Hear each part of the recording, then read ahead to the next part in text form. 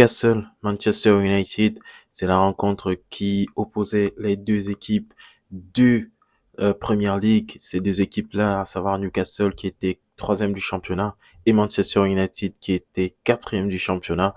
Ces deux équipes-là qui s'affrontaient dans un contexte assez particulier, à savoir et qui était de savoir qui de ces deux équipes allait prendre de l'avance sur sa concurrente dans la quête à une place qualificative à la Champions League la saison prochaine.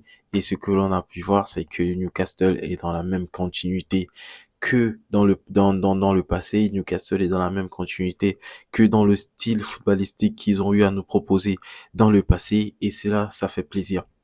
Ça fait plaisir.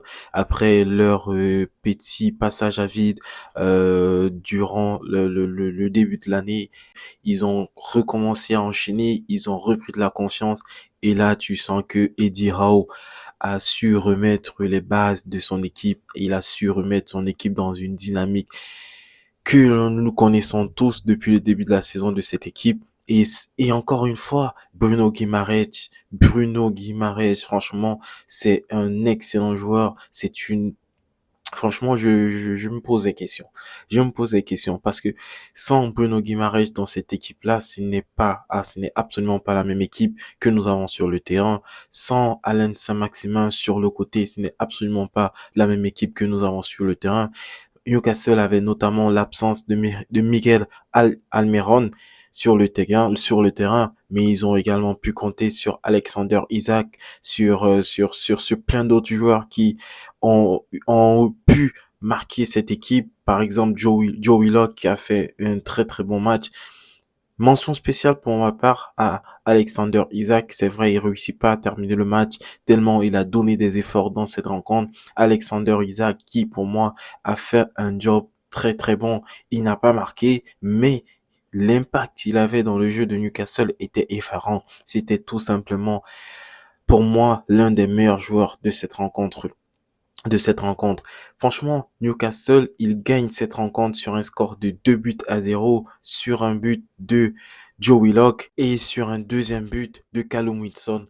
Franchement, Newcastle se met dans une position favorable. Ils prennent la troisième place du championnat, place qualificative pour la Champions League. Et franchement, quand on voit cette équipe-là, équipe qui jouait le maintien la saison passée, on se dit que franchement, c'est un très très beau travail qui a été mis en place par leur entraîneur.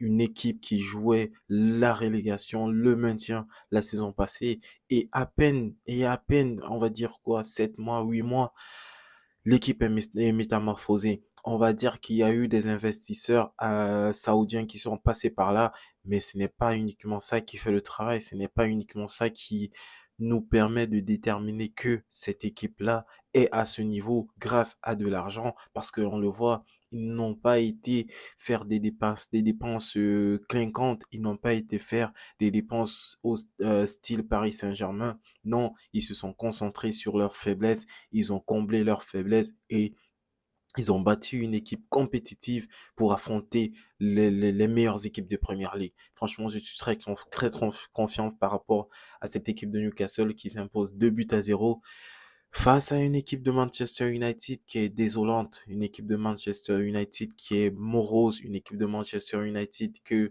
l'on ne retrouve pas, une équipe de Manchester United qui se perd. Franchement, Bruno Fernandes, qu'est-ce qui ne va pas? Qu'est-ce qui ne va pas? Le métronome que nous avons tous connu dans le milieu de terrain de Manchester United, il a disparu, il est inexistant et on se pose les questions de savoir Marcus Rashford, où était-il? Si quelqu'un l'a vu sur le terrain, qu'il me dise dans les commentaires, où était-il? Je ne l'ai pas vu du match. Il était transparent, translucide, franchement. Euh, Rien à dire. Marcus Rashford, pour moi, s'il fallait lui donner une note dans cette rencontre, ce sera une 2 sur 10. 2 sur 10, franchement, juste pour la présence sur le terrain, rien de plus. Leur attaquant, Vegas, franchement, aucun impact dans le jeu. Aucun impact dans le jeu. Franchement, je ne veux pas le traiter de faible ou de tocard, mais franchement, on a vu mieux. On a vu mieux, notamment après l'entrée d'Anthony Martial à son poste. On a vu mieux. Anthony sur le côté, il a fait mieux. Il était plus présent dans la première mi-temps, mais il a totalement disparu dans la deuxième mi-temps. Autant de choses, de questionnements que nous avons. À la fin de la rencontre, Eric Ten Hag fait des changements un peu bizarres. Il fait sortir notamment Lisandro Martinez et Raphaël Varane, les deux défenseurs centraux qui étaient présents sur le terrain, pour faire entrer des joueurs. Franchement, je me pose des questions et je comprends pas. Il fait rentrer Lindelof, il fait rentrer, je pense bien, Garnacho. Des remplacements qui, pour moi, n'avaient pas de sens à ce moment-là. En plus, des remplacements qui interviennent au moment où ils mènent 1-0. Ils se font mener 1-0. Et donc, pas, juste dans la foulée, ils prennent un deuxième but. Et voilà. Et voilà. Manchester United, pour le moment, ils sont quatrième du championnat. Ils ont la dernière place qualificative pour la Champions League. Mais est-ce qu'ils pourront conserver cette place-là? Tout est la question. Franchement, c'est compliqué. C'est compliqué. Ce championnat est compliqué. Mais une chose est sûre, c'est que le championnat, la victoire finale se joue actuellement entre Manchester City et Arsenal. Et il n'y aura plus aucune équipe qui pourra interférer dans cette lutte finale. Voilà les amis, dans tous les cas, je vous dis merci de m'avoir écouté. Prenez soin de vous et peace la famille.